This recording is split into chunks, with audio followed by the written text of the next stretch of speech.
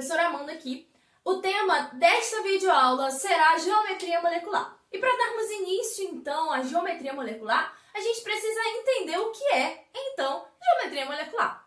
Geometria, né? Quando a gente lembra de geometria, a gente lembra lá da matemática, né? É a organização, é a disposição de algumas figuras. E aqui a gente pensa, disposição de quem? Molecular, das moléculas. Então, geometria molecular é a disposição espacial das moléculas, tá? E ela vai se basear em quê? A geometria molecular ela vai se basear na teoria da repulsão dos pares de elétrons da camada de valência. A gente sabe que todo átomo possui uma distribuição eletrônica. E essa distribuição eletrônica, né, nos mostra qual é a camada de valência daquele átomo. E através da camada de valência a gente sabe quantos elétrons ele tem na última camada. E aí a gente precisa lembrar de alguns conceitos. Primeiro, regra do octeto. A gente sabe que os elementos eles têm a tendência em atingir 8 elétrons na última camada. Ou melhor, se parecer com o gás nobre mais próximo, por conta da exceção aí do hidrogênio que se estabiliza com 2 elétrons. Claro que a gente está generalizando aqui, a gente sabe que existem algumas exceções. Mas para a gente comentar aqui, a gente precisa entender que os átomos eles têm a tendência a atingir 8 elétrons na última camada, seguir a regra do octeto. Mas tem um ponto fundamental aqui. Se a geometria é molecular, eu preciso lembrar o que é que são moléculas. Né? Eu estou falando de geometria de moléculas. Bom, molécula é todo composto covalente. E aí, para um composto ser considerado covalente, eu sei que todas as ligações daquele composto precisam ser covalentes. Se o composto tiver pelo menos uma ligação iônica, aquele composto já é considerado iônico e não mais covalente. Portanto, geometria molecular, eu estou falando de geometria de compostos que possuem ligação covalente. E aí a gente precisa lembrar lá, ligação covalente, ligação entre a metal e a metal mais hidrogênio, hidrogênio mais hidrogênio, ou que possui diferença de eletronegatividade menor do que 1,7. Ok? E aí a gente dá início, então, à geometria molecular, tá? É a organização dessas moléculas no espaço. A gente sabe que a gente desenha elas no quadro de uma maneira, mas elas não são encontradas assim. Então, a geometria molecular vai nos explicar isso. Como ela vai se basear na teoria da repulsão, a gente sabe que aquele átomo tem aquela quantidade de átomos e aí a gente vai partir para a fórmula de Lewis, tá? Para a estrutura de Lewis. Como a gente faz isso? A gente vai representar esses elétrons com bolinhas ou asteriscos, tá? Ao redor desses átomos e aí a gente vai descobrindo qual é a geometria molecular. De uma maneira mais fácil, né, para a gente organizar isso, a gente conta quantos átomos uma molécula tem. E aí a primeira geometria que a gente vai ver são para moléculas com 2 átomos, ou seja, moléculas diatômicas, tá? A gente chama essas moléculas de diatômicas. Moléculas diatômicas é a geometria mais fácil, sempre será linear. Portanto, geometria linear sempre para moléculas diatômicas, ok? Então, exemplos disso, H2, Cl2, F2, sempre que uma molécula for diatômica, ela vai apresentar geometria linear, tá? Mas como que a gente representa, então, aí a estrutura de Lewis? Só pra gente compreender melhor. A gente já sabe que toda molécula com 2 átomos é diatômica, mas vamos representar isso. Bom, o hidrogênio, ele tem um elétron, ele tá na 1A, que é esse HF aqui. O flúor tem 7, ok? E aí a gente sabe que tem um compartilhamento aqui. Portanto, a geometria é sempre linear. Tranquilo? Moléculas com 3 átomos, ou seja, triatômica, tá? A gente também conhece como triatômica. Ela pode ter 2 tipos de geometria. E de que maneira que a gente vai descobrir isso? Primeira geometria, geometria linear, quando não tiver elétron livre. Ok? E aí tá, professora, você está falando elétron livre de quem? Do átomo central. Quem é o átomo central? É aquele que está sempre em menor quantidade, ou quando a gente tiver quantidades iguais, o átomo central é aquele que precisa fazer maior número de ligações. Ok? Primeiro a gente vai considerar aquele que está em menor quantidade, ou aquele que precisa fazer o maior número de ligações, seguindo quem? A regra do octeto, a camada de valência. Então, geometria linear, se não sobrar par de elétron no átomo central. Aí eu botei o exemplo do CO2. Como que a gente vai fazer isso? Bom, menor quantidade, carbono. O carbono está no meio. O carbono, se nós olharmos na tabela periódica, ele tem 4 elétrons. E o oxigênio a gente coloca ao redor. Tem 6 elétrons. Ambos precisam atingir o octeto. E aí a gente faz 2 ligações duplas. Aqui. 2 compartilhamentos de elétron. Sobrou par de elétron no átomo central? Não, não sobrou. Geometria linear. Moléculas com 3 átomos também podem possuir geometria angular, quando sobra par de elétron no átomo central. Exemplo disso é a água, H2O. Quem é o átomo central? O oxigênio. E aí eu vou colocar os hidrogênios ao redor do oxigênio. Cada hidrogênio, então, com 1. E o oxigênio com 6. Beleza, eu fiz aqui um compartilhamento e aqui eu também fiz um compartilhamento.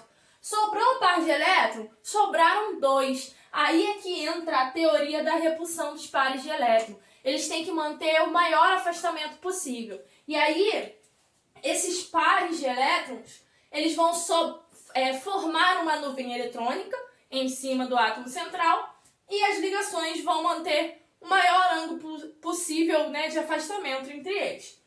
Por isso a geometria aqui é angular. Percebam que forma um ângulo aqui. Tá? Então não fica dessa maneira, fica dessa. Por quê? Porque eles vão se afastar e os pares vão ficar em cima, formando uma nuvem eletrônica. Ok?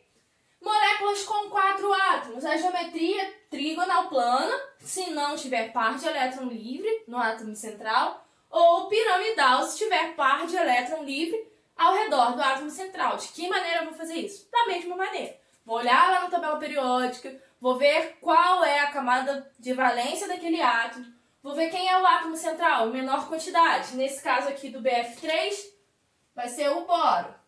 Aí eu vou colocar um flúor ao redor, o outro flúor ao redor e o outro também ao redor. O boro tem 3 elétrons e cada flúor tem 7.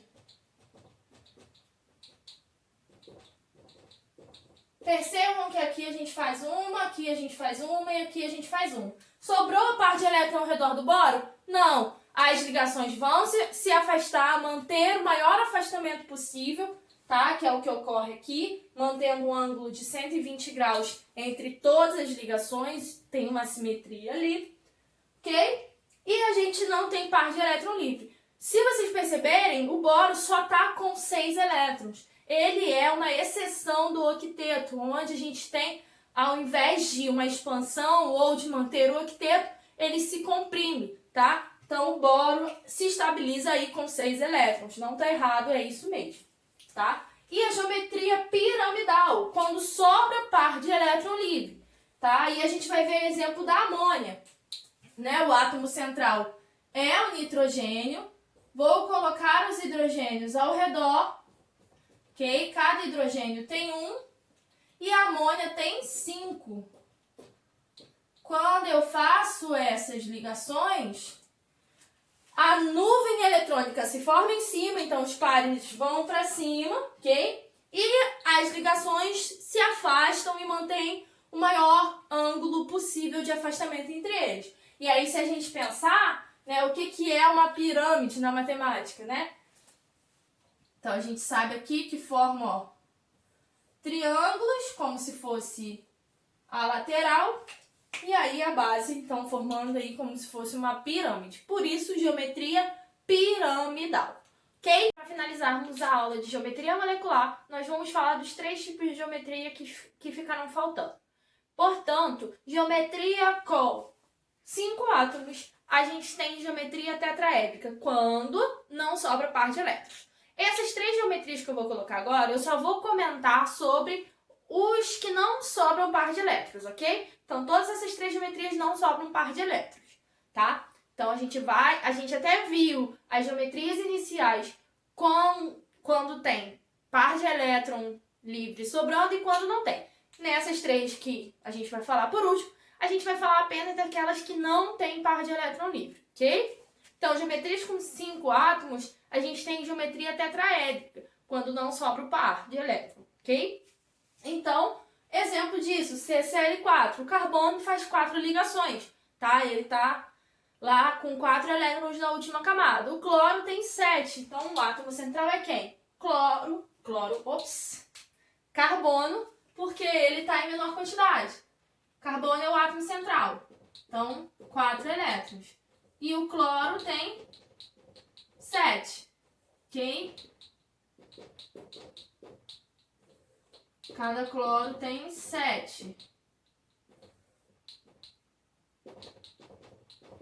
E aí a gente vai ver o seguinte, vai fazer uma ligação aqui, uma aqui, uma aqui, uma aqui. Não sobrou par, então geometria tetraédrica. Eu não sei se vocês repararam, mas eu tenho algumas geometrias aqui, ó, que eu fui montando. Então a geometria tetraédrica seria mais ou menos essa aqui, ok? Essa daqui é a trigonal plana, que a gente comentou já. Tem uma certa simetria, os ângulos são 120 graus, são iguais. Geometrias lineares, ok? Eu montei aqui uns brinquedinhos, tá? As cores representam os átomos de elementos diferentes. Ó, geometria linear, geometria angular. A tetraédrica eu montei, mas as próximas eu não cheguei a montar. Então, moléculas com 6 átomos, que não sobra par de elétron livre, no átomo central é bipiramidal trigonal, ok? Exemplo, PCl5. Quem é o átomo central? Fósforo, tá? O fósforo tem 5 elétrons na última camada. E aí a gente vai distribuir esses 5 elétrons. E o cloro? O cloro tem 7, tá? E aí a gente vai colocar aqui.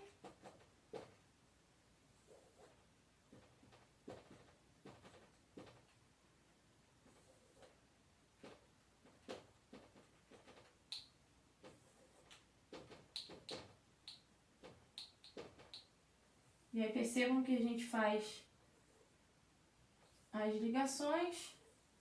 E aí a gente vai manter o maior afastamento possível. E aí a gente tem a geometria bipiramidal trigonal. Ok? Agora, moléculas com 7 átomos. Moléculas com 7 átomos, a geometria é octaédrica. E aí a gente vai fazer a mesma coisa, né? O átomo central, nesse caso, é o enxofre. Tá? A gente vai colocar o enxofre aqui. E os flúores em volta, né? A gente vai colocando os flúores em volta. Se a gente perceber, cada flúor tem 7.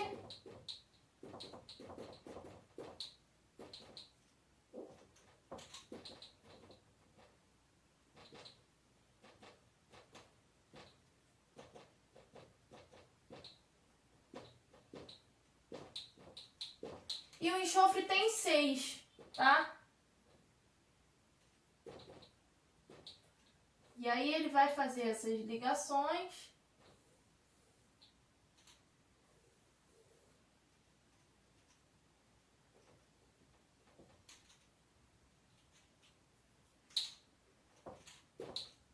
Organizar melhor aqui.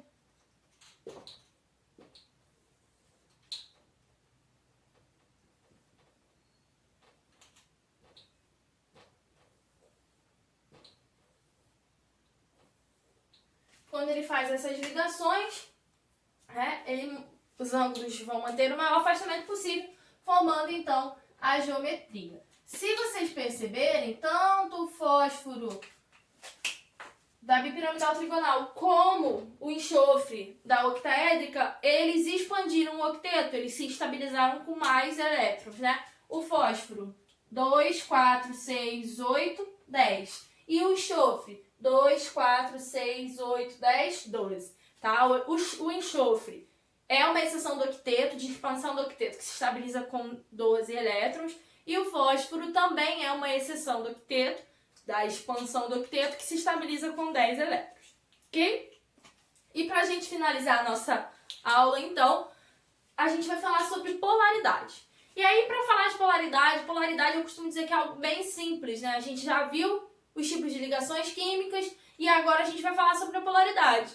Bom, a gente já sabe que ligação covalente, se eu estou falando de molécula, ligação covalente tem polar e apolar, eu preciso lembrar primeiro do que é uma ligação covalente polar e uma ligação covalente apolar. Ligação covalente apolar é quando a gente tem ligação entre o mesmo elemento, ok? Mesma eletronegatividade.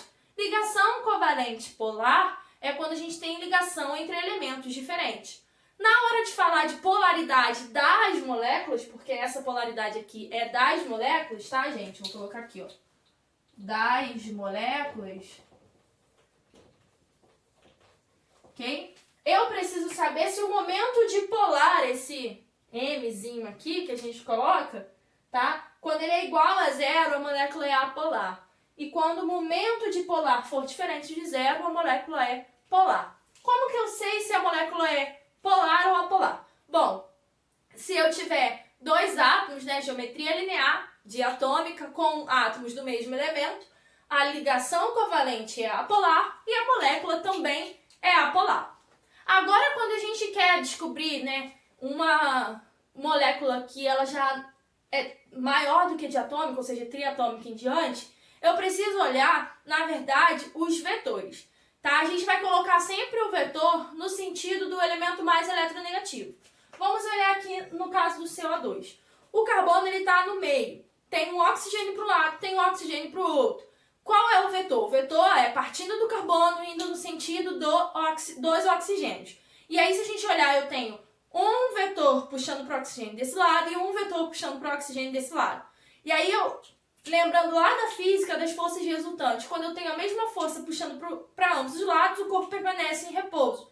Aqui na química, nesse caso, a molécula vai ser então apolar. Por quê? Porque a força que está puxando para cá é a mesma que está puxando para cá. Ok? Então, molécula apolar.